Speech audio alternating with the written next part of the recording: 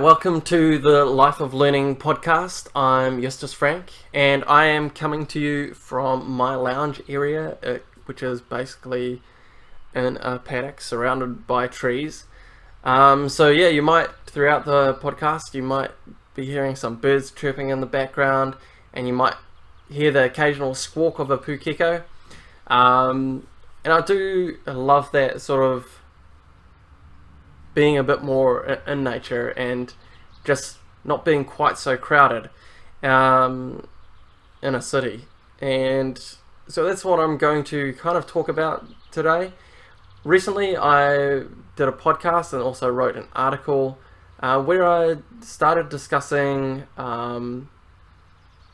this idea of urbanisation, and I had some thoughts around it. So in terms of the greater context of what I was talking about, I was saying that as people become more free, we have less loyalty towards a collective, such as an organisation, and we gain greater loyalty to real people that we know, so our family and also people that we are close to within our community.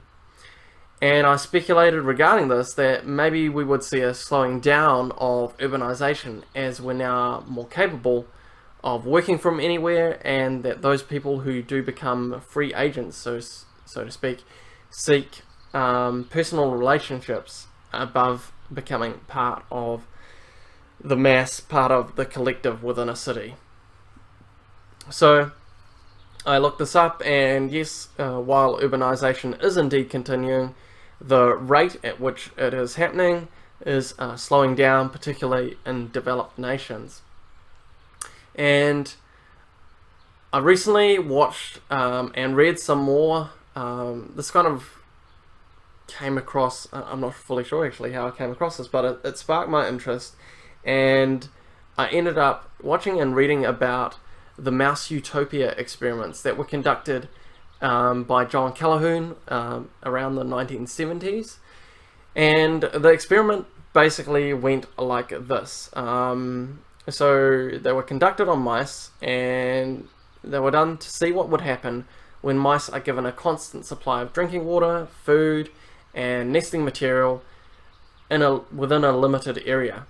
And there's some really interesting things that happen. So one of the things that is probably not surprising in terms of if you think about mice, is that there was an initial population boom.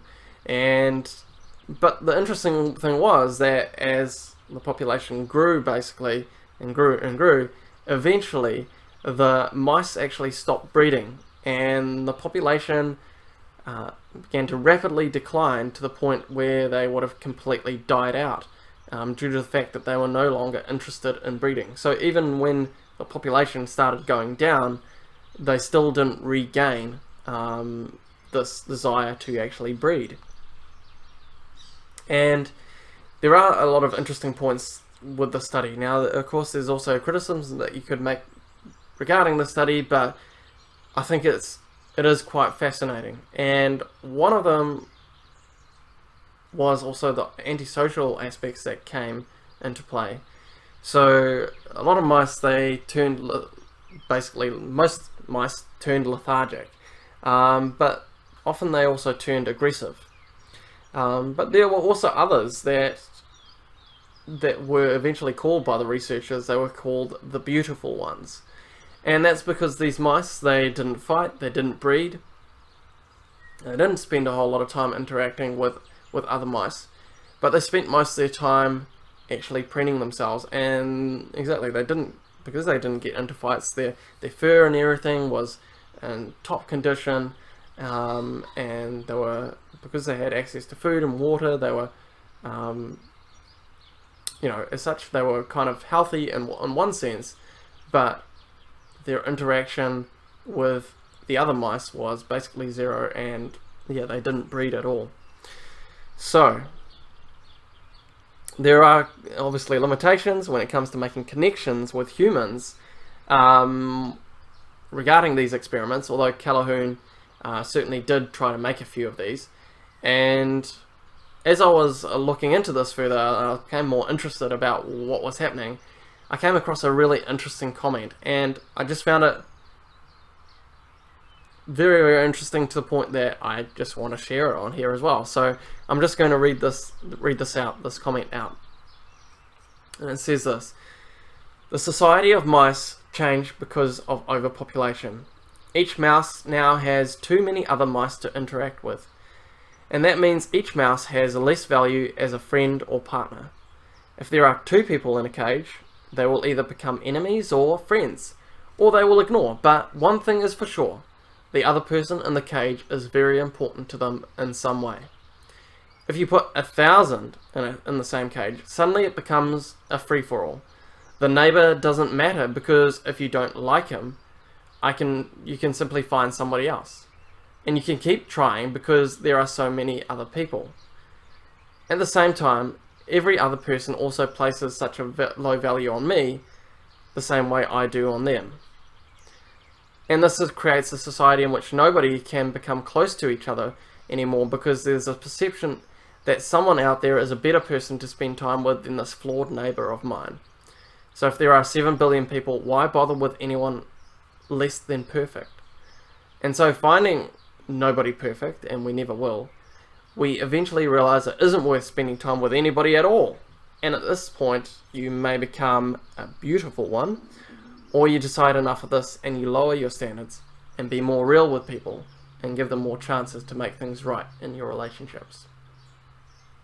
Yeah, so this was a comment on a YouTube video regarding this, and I just found it, I found it really insightful, and thought it was really good. And the thing is that we're seeing this being played out to a certain degree, certainly in our own society. And in particular, when I think of some of the gender conflicts that we're having in society. We've seen the rise of more and more women choosing to remain single and childless, and men likewise have moved towards opting out of relationships often, and this can be seen within the MGTOW movement in particular. Now, there's a YouTuber called Alexander Grace, and he's got some excellent content, and strongly encourage you to check it out. And he makes the point in a recent video that our modern oversaturated access to members of the opposite sex has made finding a partner far harder and also less desirable. He points out that single rates have jumped by 20% in the last decade for 18 to 29-year-olds. The way that human sexuality generally works is that the beauty of young women is attractive to men, and so a woman will then usually have a collection of suitors vying for her attention, from which she then makes a selection, often based on the man's status and a few other attributes. So I know that's a very big, broad generalization, but that's basically how it works. And in former times, there was much more of a limited pool of suitors from which the woman could choose. So if you think within a small town or a small village, yeah, it was a lot easier to, I guess, pair up, because there was a limit to the amount of people that they could actually get attention for. But in today's culture, people can get attention so easily. Particularly if you think about women on Instagram and places like that, they can often get male attention in particular very, very easily, and to excessive amounts really.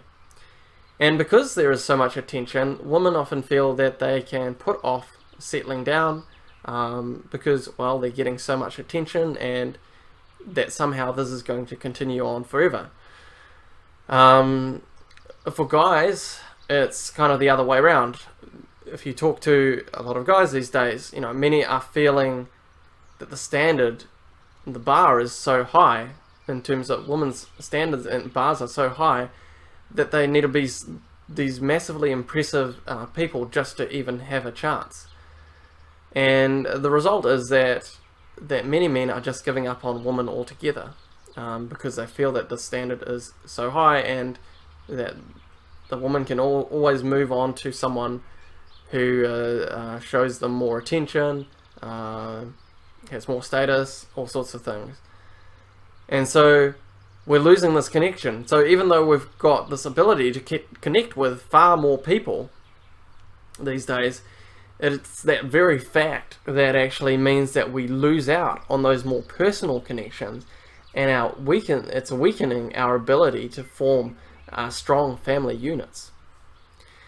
And one of the central messages behind what I'm doing and what I'm saying is to not focus so much on impressing the wider world and not getting all your feedback from the wider world, but actually to focus first and foremost on the personal. So starting with your own life, examining your relationship with yourself, and then also looking at the relationships that you have with people that you actually have a personal connection with within your family and within your community.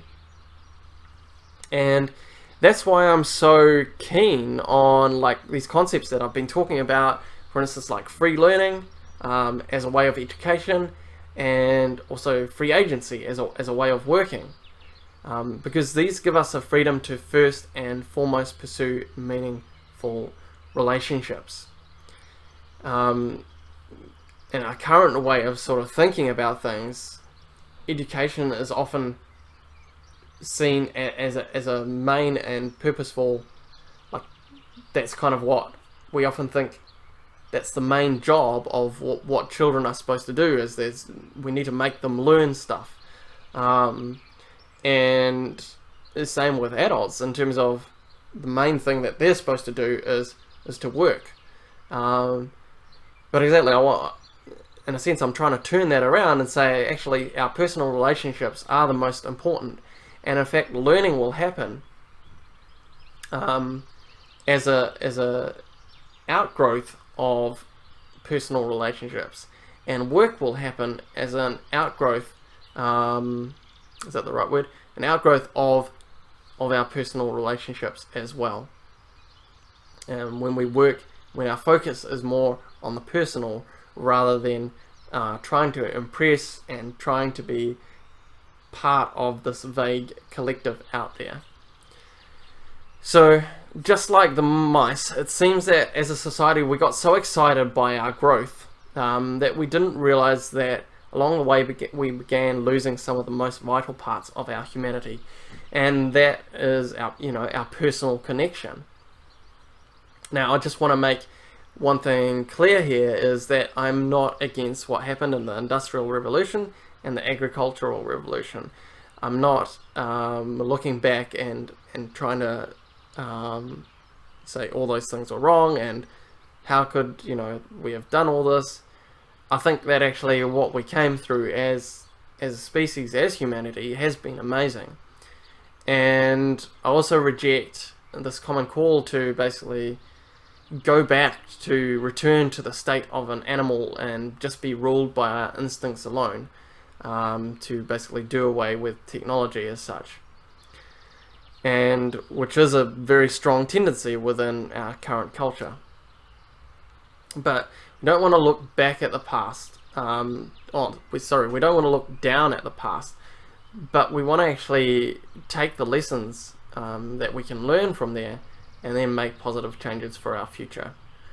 Yeah, we are a complicated creature, but some of the things that are fundamentally human is our ability to explore, to learn, to understand, and I just hope we can come to understand a bit more about how we function as human beings, and that we can then turn that into